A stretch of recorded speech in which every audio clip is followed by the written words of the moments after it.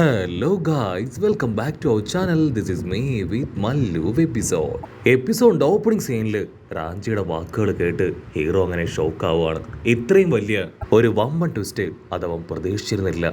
ഇവൻ ആക്ച്വലി റുക്കയോട് ഇത്രയും സ്നേഹം ഉണ്ടായിരുന്നോ? പിന്നെ എന്തിനായിരിക്കും അവൻ റുക്കയെ കൊല്ലാനായിട്ട് കൂട്ടുനിന്നത്? ഹീറോ ആണെങ്കിൽ അവനോട് ഇപ്പോൾ ഒരുപാട് ചോദ്യങ്ങൾ ചോദിക്കുകയാണ്. പക്ഷെ റാഞ്ചിക്കാണെങ്കിൽ ബോധം നഷ്ടപ്പെട്ട് അവൻ അവിടെ അനക്കമില്ലാതെ വീണ് കിടക്കുകയാണ്. ഒരുപാട് നേരം ഫൈറ്റ് ചെയ്തുകൊണ്ടും ഹീറോയ്ക്കും അടി മുഴുവൻ ഒരുപാട് പരിക്കുകൾ പറ്റിയതുകൊണ്ടും അവന്റെ സ്ട്രെങ്ത് അത് ഒരുപാട് കുറഞ്ഞതുകൊണ്ടും പവർ ഇച്ചിഗോ കൂടുതലായിട്ട് ഉപയോഗിച്ചതുകൊണ്ടും അങ്ങനെ അവനും റാഞ്ചിയുടെ അടുത്ത് തന്നെ തളർന്ന് താഴേക്ക് വീഴും. ഇച്ചിഗോയുടെ ബോധം പോയി അവൻ താഴേക്ക് വീഴുന്നത് കണ്ട് പേടിച്ച നമ്മുടെ ഫ്രണ്ടും അവർ രണ്ടുപേരും ചേർന്ന് ഇപ്പൊ ഇച്ചിഗോയെ ഉയർത്തിയെടുക്കുകയാണ്. ഇച്ചിഗോ നിനക്ക് എന്തു പറ്റി? കണ്ണ് തുറക്കുന്നൊക്കെ പറഞ്ഞ് അവരാണെങ്കിൽ ഇച്ചിഗോയുടെ മുഖത്തൊക്കെ തട്ടി നോക്കും. പക്ഷെ ഇച്ചിഗോയ്ക്ക് ഒരനക്കവും ഇല്ല. ഹനയാണെങ്കിൽ ഫ്രണ്ടിനോട് ഇച്ചിഗോയെ ആ ടണലിന്റെ അകത്തേക്ക് കൊണ്ടുവരാൻ പറയും. അതനുസരിച്ച് അവൻ ഇച്ചിഗോയെ ടണലിന്റെ അകത്തേക്ക് കൊണ്ടുവരികയാണ്. ഹനയ്ക്കാണെങ്കിൽ കുറച്ച് ഹീലിംഗ് പവറും അതുപോലെ തന്നെ മെഡിസിൻ കൊടുക്കാനുള്ള കഴിവൊക്കെ ഉണ്ട്. നമ്മുടെ ബോഡിയിലുള്ള പരിക്കുകൾ അത് കൃത്യമായിട്ട് ഒന്നങ്ങനെ ചെക്ക് ചെയ്യും. അതിനുശേഷം അതനുസരിച്ച് ഓരോ പരിക്കുകളിലും ശ്രദ്ധയോടെ മരുന്നുകളൊക്കെ വെച്ച് ഹന അങ്ങനെ ട്രീറ്റ്മെന്റ് കൊടുക്കാനായിട്ട് ആരംഭിക്കും. അവിടുന്ന് അങ്ങനെ സീൻ കട്ട് ചെയ്ത് ഇപ്പൊ റാഞ്ചിയെ കാണിക്കും. അവന്റെ സ്ക്വാഡിലുള്ള ഒരുപാട് സോൾ റീപ്പേഴ്സ് ചേർന്ന് റാഞ്ചിയെ ആ സോൾ സൊസൈറ്റിയിലെ ഒരു ബിൽഡിങ്ങിനകത്തേക്ക് കൊണ്ടുവന്നിരിക്കുകയാണ്. അവരാണെങ്കിൽ അവന് ട്രീറ്റ്മെന്റ് കൊടുക്കാനായി ഫോർത്ത് ഡിവിഷനിലുള്ള സോൾ റിപ്പേഴ്സിനെ അന്വേഷിച്ചു പോകും. അപ്പൊ കറക്റ്റ് സമയത്ത് ക്യാപ്റ്റൻ ബാർക്കിയോ കുച്ചിക്ക് ആൾ അവിടേക്ക് വരും. ആളാണെങ്കിൽ ഇപ്പൊ റാഞ്ചിയെ അടിമുടിയൊന്ന് നോക്കും. ആള് ദേഷ്യത്തിൽ പല്ല് കടിച്ച് ഇവന് ട്രീറ്റ്മെന്റ് ആവശ്യമൊന്നുമില്ല, എത്രയും വേഗം ഇവനെ ആ സെല്ലിൽ കൊണ്ടുപോയി ലോക്ക് ചെയ്യ്. ഇവൻ ചെയ്തത് വലിയ തെറ്റാണ്. ആ മീറ്റിംഗിന്റെ ഇടയിൽ ഇവൻ ആരോടും പറയാതെ ആ ഇൻക്ലൂഡേഴ്സിന്റെ അടുത്തേക്ക് പോയി അവരോട് ഒറ്റയ്ക്ക് ഫൈറ്റ് ചെയ്തു.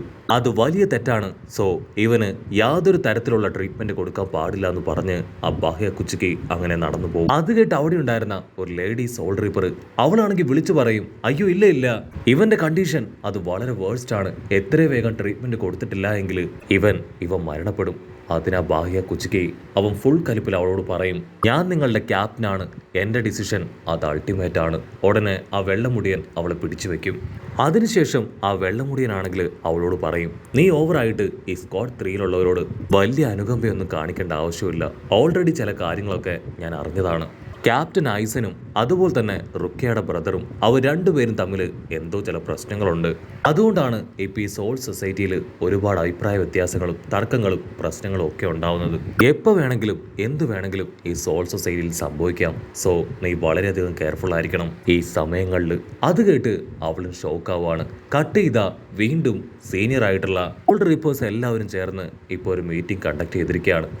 എല്ലാവരുടെ എൽഡർ ആ മൊട്ട ആളാണെങ്കിൽ ബാക്കിയുള്ളവരോട് പറയും, നമ്മളിപ്പോ നമ്മുടെ എല്ലാ പവറും ഉപയോഗിച്ച് അവരെ പ്രതിരോധിക്കേണ്ട സമയമായിരിക്കുകയാണ്. കാരണം നമ്മുടെ ഇടയിലെ ഒരു കമാൻഡറിനെ പോലും അവർ അറ്റാക്ക് ചെയ്ത് തോൽപ്പിച്ചിരിക്കുകയാണ്. സോ അതിനർത്ഥം അവർ നിസ്സാരക്കാരല്ല. നമ്മൾ അവരെ ആവശ്യമില്ലാതെ അണ്ടർസ്റ്റിമേറ്റ് ചെയ്തു. അതാണ് നമുക്ക് പറ്റിയ പിഴവ്. ഇനി അങ്ങനെ സംഭവിക്കാൻ പാടില്ല. ഒരു കാരണവശാലും അവരിവിടുന്ന് രക്ഷപ്പെട്ടു പോകാൻ പാടില്ല. അങ്ങനെ സംഭവിച്ചാൽ അത് സോൾ സൊസൈറ്റിക്ക് ഉണ്ടാവുന്ന തീർത്താൽ തീരാത്ത കണക്കേടാണ്. അതിന്റെ എല്ലാ പണിഷ്മെന്റ് നമ്മളെല്ലാവരും അനുഭവിക്കേണ്ടതായിട്ട് വരും.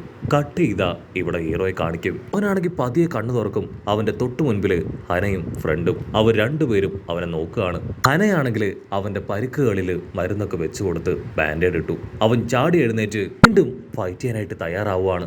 അതുകൊണ്ട് ഹനയാണെങ്കിൽ അവനോട് പറയും, പ്ലീസ് ദയവ് ചെയ്ത് ഇപ്പൊ ഓവർ സ്ട്രെസ് എടുക്കാനായിട്ട് പാടില്ല.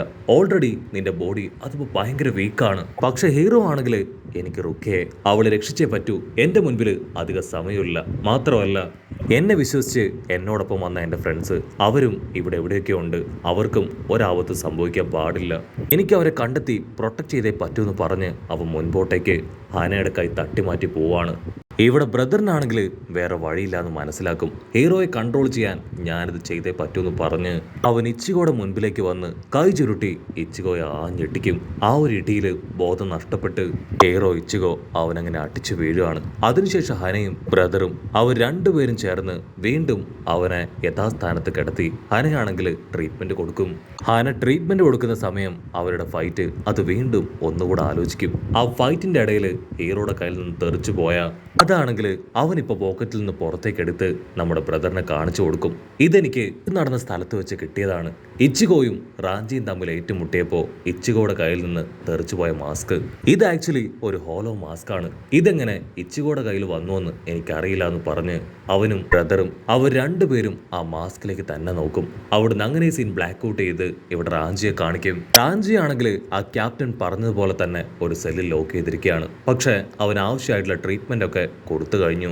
ഒരു ഡോക്ടർ ആണെങ്കിൽ റാഞ്ചിയുടെ ഇപ്പോഴത്തെ അവസ്ഥ അതൊക്കെ ചെക്ക് ചെയ്ത് മരുന്നുകളൊക്കെ കൊടുത്ത് ബാൻഡേഡ് ഒക്കെ വെച്ച് കെട്ടി അങ്ങനെ പുറത്തേക്ക് പോകും. ആ നിമിഷം മോമോ ആണെങ്കിൽ റാഞ്ചിയുടെ അടുത്തേക്ക് വന്ന് അവനെ ചെക്ക് ചെയ്യും. അതിനുശേഷം ഒരു ചെയർ എടുത്ത് അവിടെ തന്നെ ഇരുന്ന് അവനെ നോക്കുകയാണ്. അപ്പൊ അവിടുന്ന് അങ്ങനെ സീൻ ബ്ലാക്ക് ഔട്ട് ചെയ്ത് മോമോയും അവന്റെ ഫ്രണ്ടും റാഞ്ചിയും അവർ 3 പേരും ചെറുപ്പത്തിൽ ട്രെയിനിങ് എടുത്ത കാര്യങ്ങളൊക്കെ അവനിങ്ങനെ ആലോചിക്കും.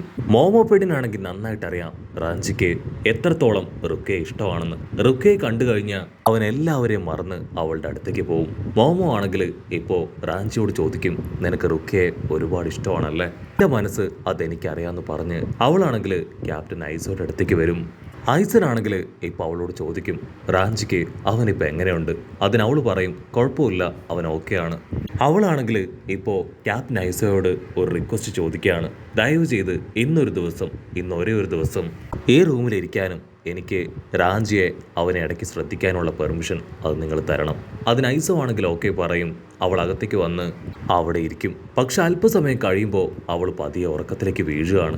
കട്ട് ചെയ്താ ഇവിടെ നമ്മുടെ ഇച്ചിഗോ അവനാണെങ്കിൽ ഇപ്പൊ ഹനയുടെ ഒരുപാട് നേരത്തെ ട്രീറ്റ്മെന്റിന് അവസാനമായിട്ട് ഏകദേശം ഓക്കെ ആയിരിക്കുകയാണ്. ഇപ്പൊ അവന് ബോഡിയിൽ വലിയ പെയിനൊന്നുമില്ല. കൈയും കാലും എല്ലാം പഴയതുപോലെ അനക്കാനും ഉപയോഗിക്കാനും എല്ലാം അവനെ കൊണ്ട് കഴിയുന്നുണ്ട്.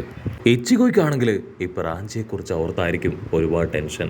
അവനാണെങ്കിൽ ഹനയോട് ചോദിക്കും, റാഞ്ചി അവനവിടെ? അവനിപ്പോ ട്രീറ്റ്മെന്റ് ഒക്കെ കിട്ടി കാണുമോ? അതിന് ഹനയാണെങ്കിൽ അവനെ ആശ്വസിപ്പിക്കും, പേടിക്കേണ്ട ആവശ്യമൊന്നുമില്ല, ഇതിനോടകം ഓൾഡ് റീപ്പേഴ്സ് അവനെ കണ്ടെത്തി ട്രീറ്റ്മെന്റ് ഒക്കെ കൊടുത്ത് ബെറ്റർ ആക്കിയിട്ടുണ്ടാവും. കട്ട് ചെയ്ത മറ്റൊരു ഭാഗത്ത് കിടന്നുറങ്ങുന്ന മോമോ പെണ്ണിനെ കാണിക്കും. അവളാണെങ്കിൽ ഞെട്ടി എഴുന്നേറ്റ് ചുറ്റും നോക്കും. അവളുടെ മുൻപിലുണ്ടായിരുന്ന ക്യാപ്റ്റൻ ഐസോയെ കാണാനില്ല. അവളാണെങ്കിൽ ടെൻഷനായിട്ട്, ക്യാപ്റ്റൻ ഐസൻ നിങ്ങൾ എവിടെയാണ് ചോദിച്ച് ആ സിറ്റി മുഴുവൻ ഓടി നടക്കുകയാണ്. അപ്പോൾ അവൾക്ക് എന്തോ ഒരു സംശയം തോന്നി. അവൾ പതിയെ പുറകിലേക്ക് തിരിഞ്ഞു നോക്കും. അപ്പോൾ അവൾ കാണും ആ ബിൽഡിങ്ങിന്റെ മുകളിലായി ചുമരില് അങ്ങനെ വലിയൊരു കമ്പിയിൽ കുത്തിത്തറച്ച് നിൽക്കുന്ന ഐസോയെ. ആളുടെ ബോഡി മുഴുവൻ ചോര. ആൾക്ക് ആളുടെ ജീവൻ നഷ്ടപ്പെട്ടുവെന്ന് അവൾ മനസ്സിലാക്കും. അവൾ ഒരു സെക്കൻഡ് ആ കാഴ്ച കണ്ട് ഫ്രീസായി ഇപ്പോൾ ഒച്ചത്തിൽ നിലവിളിക്കാനായിട്ട് തുടങ്ങും. അവളുടെ നിലവിളി കേട്ട് ഒരുപാട് പേര് അവിടേക്ക് ഓടിയെത്തും. അവരാണെങ്കിൽ ആ കാഴ്ച കണ്ട് ഞെട്ടുകയാണ്. ക്യാപ്റ്റൻ ഐസോ ആള് ചലനമറ്റ് അങ്ങനെ കിടക്കുന്നു. അങ്ങനെ അവിടെ വെച്ച് ഈ ഒരു എപ്പിസോഡും അവസാനിക്കുന്നു. എപ്പിസോഡ് ഇഷ്ടപ്പെടുകയാണെങ്കിൽ തീർച്ചയായിട്ടും ലൈക്ക് ചെയ്യാനും കമന്റ് ചെയ്യാനും ഷെയർ ചെയ്യാനും മറക്കല്ലേ. അടുത്തൊരു അടിപൊളി എപ്പിസോഡുമായിട്ട് കാണുന്നവരെ it's me with Mallu episode.